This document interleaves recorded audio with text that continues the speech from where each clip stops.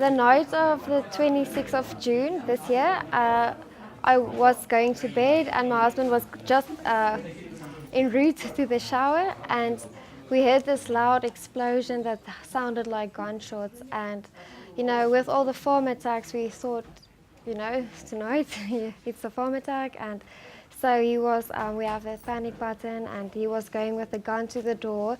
And when he eventually opened the door, he yelled out that my car was on fire and my car was burning. Get out of the house, get out of the house. So I pressed our panic button that activates a radio so that the whole community can hear what is going on in the house. And so I ran out of the house, in my night sleeping clothes. And I just went out and stood in front of the garage and yelled for him, and he ran back into the house and tried to get the key of my cruiser to move it away so that we can get the cars out and save something. But at that stage, when I got out of the house, it wasn't just the car that was on fire, it was also a few other things in the garage. There was a John Deere grass tractor, and so that was alight as well. And so he went back and he then for the keys, and then the lights went out, the electricity got shot out, and he couldn't get out of the house. It was terrifying. I wouldn't wish it upon anyone. He didn't get out of the house. I was screaming, just get out, leave the car, and it was a miracle that he found the right keys to open the front door and got out when he did, because I don't think if he'd been there any longer that, it would be really bad.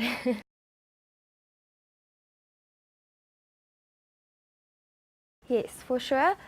So when I think in 2016, I got news of the story about the Kugas exploding and catching fire. So we went on vacation, and before the vacation, I went to our dealership and asked them to just make sure that everything is fine with my car, just to look at if my car would catch fire if we drove on vacation. And so they looked around and they said, no, everything is fine. And then the day that we were supposed to go on vacation, my car just wouldn't drive. The lights flickered and it wouldn't. We put the pedal down, it wouldn't even move. The alarms were going off. It was weird. And then we left the car there and we said, okay, the dealership can come and get it. And then they did the recall on him. The December 2016, January 2017. My car was there for, I think, almost 2 months.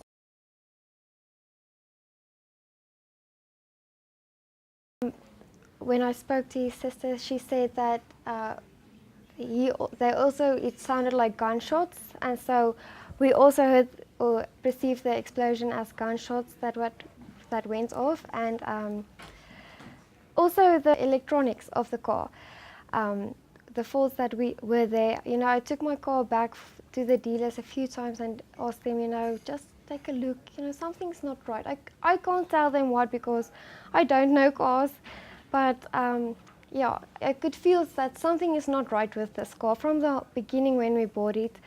And also the similarities or the green wiring that they said on the dashboard is something also that is similar between our cases, and also the investigator obviously is the same person.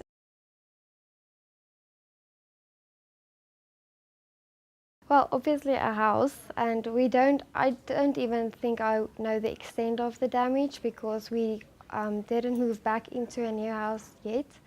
So I think when you take all your stuff and put it where it belongs, then you will know what the extent of the loss is.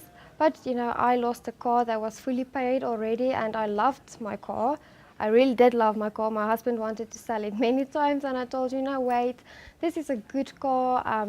It's all-wheel drive for us on the farm, and so we lost the car, and my employer lost his work bakkie, and a few other things that, like the tractor in the garage that burnt down, it was also a significant, well, to us, a significant amount.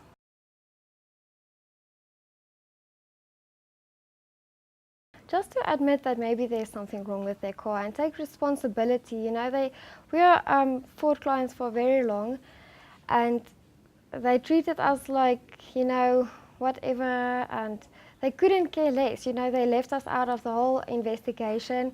We didn't get anything from them, no emails, and then we eventually resolved to talking with a dealership that we asked them to talk to Ford, and then I heard yesterday that Ford asked them not to talk to us about the whole experience, and that they will contact us. But I got the phone call yesterday that they were trying to offer me a second-hand Kuga.